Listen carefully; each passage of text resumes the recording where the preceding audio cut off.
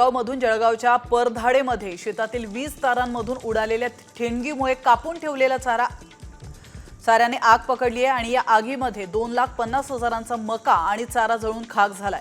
या आगीमुळे शेतकऱ्याचं मोठ्या प्रमाणात नुकसान झालं असून महसूल विभागाकडून पंचनामे करण्यात आले।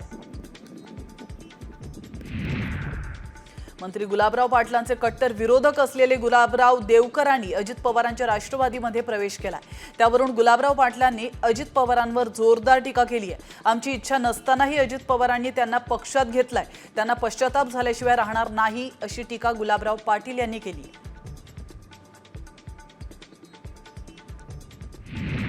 अहिल्यानगर जिल्ह्यातील राजूर गावात कावीळच्या आजाराने थैमान घातले। दूषित पाण्यामुळे गावामध्ये कावीळचा फैलाव झालाय, त्यामुळे 2 मुलींना आपला जीवही गमवावा लागलाय। अनेक जणांवर शासकीय आणि खासगी रुग्णालयामध्ये उपचार सुरू आहेत। वाढत्या तापमानाचा फटका जळगाव जिल्ह्यातील फुल उत्पादक शेतकऱ्यांना बसतोय। लग्न सराईमुळे गुलाब, झेंडू या फुलांना मोठी मागणी आहे, मात्र वाढत्या तापमानामुळे पाण्याची पातळी खोल गेली आहे, त्यामुळे फुलझाडांना वेळेवर पाणी मिळत नाहीये। तर दुसरीकडे अधिक तापमानामुळे फुलं झाडावरच कोमेजून जात आहेत, त्यामुळे शेतकऱ्यांचं प्रचंड नुकसान होत आहे।